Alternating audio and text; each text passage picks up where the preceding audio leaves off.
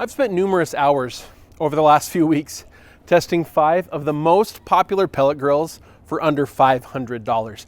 I've had a lot of really good food lately, so I'm not complaining. What I want to do for you today is let you know which is the hands down absolute best pellet grill for under $500. And I'm going to tell you the answer to that question in just a second here.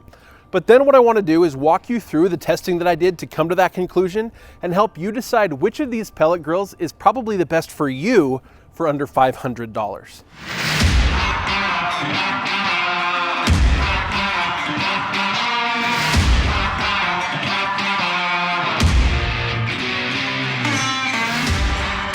And now, after dozens of hours of testing over several weeks, the winner of the best pellet grill under $500 is the Austin XL by Pit Boss. But now let's go have a look at what went into those hours of testing and help you make the best decision on what's the right pellet grill for you. So I let the cat out of the bag. The Austin XL is my favorite of all of these, but it wasn't my favorite for everything. So I want to go through the different things I tested and tell you where the Austin wins and where some of the others actually have the advantage. The first thing, and I feel like one of the most important things for smoking, is how does it, first of all, get to temperature, and then how consistent is the temperature. How long it takes is a big one.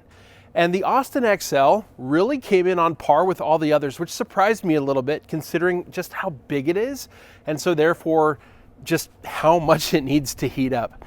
The Austin XL heated it was 30 degrees out here this morning when I started. From 30 degrees to 350 degrees, it was there easily within 15 minutes. The same goes for most of the others. The exceptions being one, the Traeger tailgater, which actually got up to temperature in only about 10 minutes. Makes sense, it's only heating a little teeny tiny space. The other one was the Camp Chef. The Camp Chef DLX took us almost a half hour before it was up to 350 degrees. And to be quite honest, that was a little disappointing to me. The next criterion I looked at was just the difference between the set temperature and the temperature readout that the grill was giving me. Now, all of these were very, very close. You can see the average. I took actually numerous temperatures after the grills were already up to temperature. Now, I will say that during the 15, 20, 30 minutes that it took to get all the grills up to temperature, there were some very wild readings and huge differences between the temperature on the readout and the thermometer that I put inside there. But once they were actually at the set temperature, they stayed fairly consistent. I randomly measured these at various times, and on average, they were within a couple of degrees. The exception being actually the Traeger. And again, given that it's such a small grill, and given that it's the inexpensive Traeger without the bells and whistles, I don't know, that might be why, but it surprised me a little bit that the Traeger, which is the more expensive compared to comparable size grills, is the one that actually had the worst temperature control. Now, the readout temperature is not the temperature I care the most about. I care what temperature it actually is in the middle of the grill where I'm going to have the meat that I'm smoking. And so I stuck some oven thermometers in there just to see what the temperature actually is right in the middle. And I compared that temperature, again, random times for each one, after they had already preheated. And here's what I found. Only a couple of grills were reasonably accurate, and that was our Z grills and our Green Mountain grills. Even the Pit Boss was quite a ways off, but here's the difference.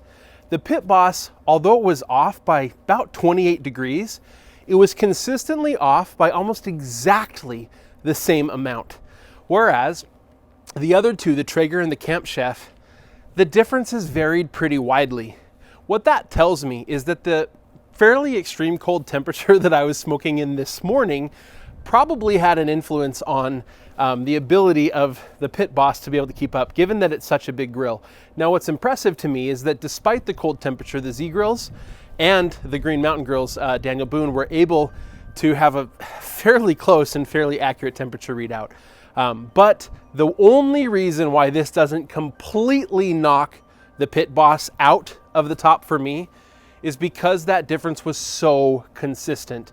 And the Pit Boss has a separate thermometer right on the front that's giving me a better measure of what the temperature is actually like in about the middle of the grill.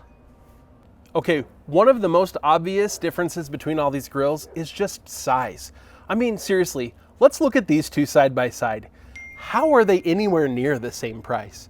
But let's just talk numbers here. You can see here the number of just square inches of the main grilling surfaces of each one of these grills. Now, that's the main lower surface.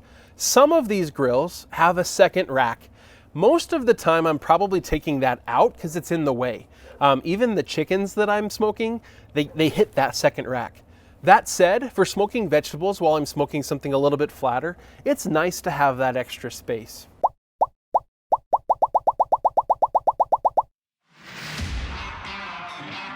I love me some smoked peeps. Now for this next test, I wanted to see which of these grills could reasonably sear a steak. So I set all of them to the highest temperature they would go, and I let them run for a long time. I ran a lot of pellets through these grills. And what I found is that, first of all, we need to know that to sear a steak, we need a temperature of between 450 and 500 degrees. And in the end, only 2 grills were able to even reach that temperature at a reasonable level. Now, you're seeing here on the screen the highest temperature that each of these grills was able to achieve, but that was after over an hour of letting them run at the hottest temperature. Only 2 of these grills were able to even reach that temperature in a reasonable time frame. Now for this next test, I wanted to see how fast the grills use the pellets. So I weighed the amount of pellets I put in each grill and I just ran them. I've been running these things for hours and hours and hours, and I can tell you that these numbers are gonna be pretty dang good. Now, no surprise to me that the Pit Boss runs through pellets the fastest. No question, it's obviously heating up a larger amount of space, and so therefore it needs the most pellets. What was interesting to me is that the Traeger tailgater actually used pellets almost as fast as the Camp Chef and the Z grills. The Green Mountain grills was somewhere in between, which again makes sense. It's actually a fairly large amount of area that is, or a volume that's being heated. And then the Pit Boss used about 2.25 pounds per hour. This was at 350 degrees Fahrenheit. Now, again, because I'm not super trusting of numbers provided to me, marketing numbers that are provided to me, I wanted to see exactly how much each of these grills can hold.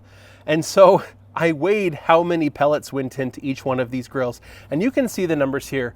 I was impressed that the numbers are reasonably close, like really close to the marketing numbers. So I'll actually give them a little pat on the back. Good job not overselling the hopper capacity of your grills.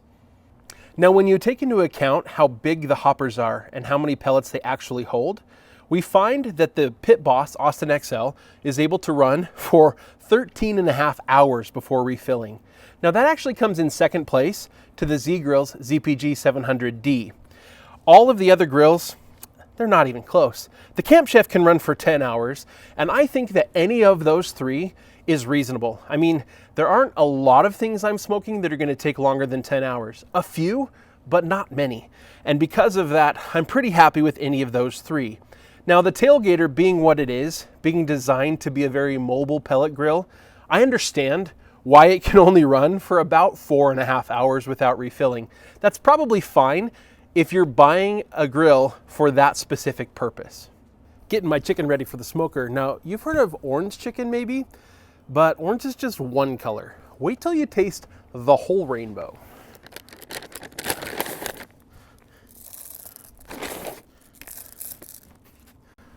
Yummy. A couple other things I want to point out about some of these grills, and some of the reasons why I like some for specific reasons over others. First of all, mobility. The Austin XL from Pit Boss is massive, and it's also very heavy. And so moving that thing around seems like it could be a pain.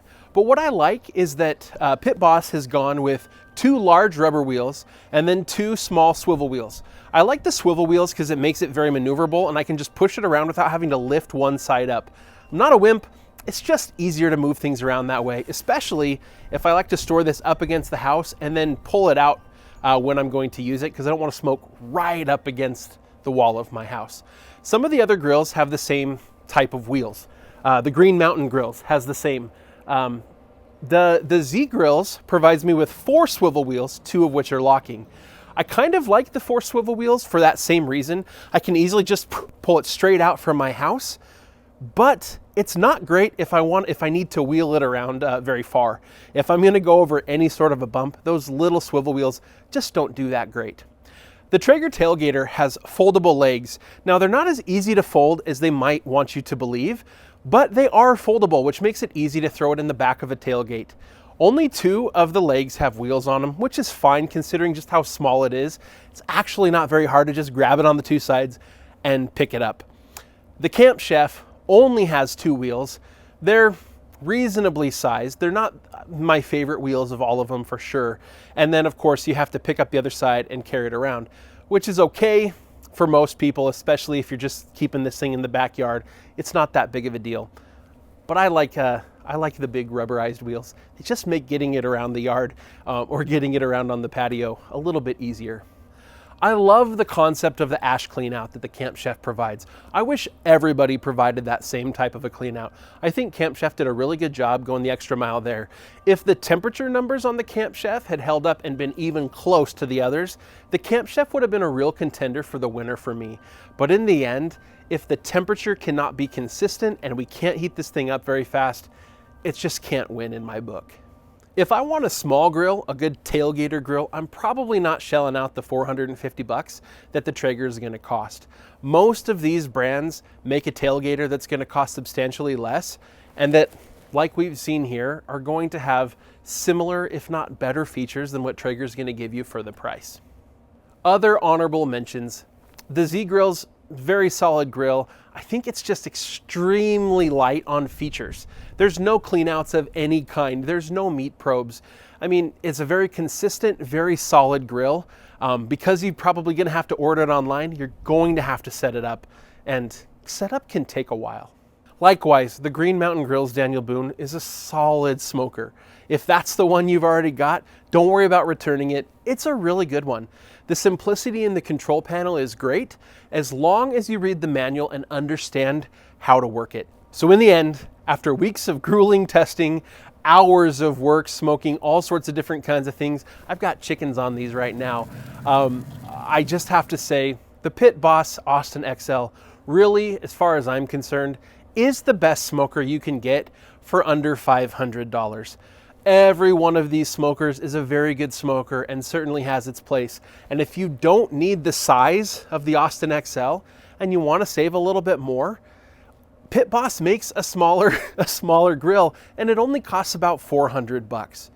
If you want something that's maybe a step up from the Pit Boss, no, none of them here is a step up from the Pit Boss. That's it. For $500, if it's me, I'm going Pit Boss.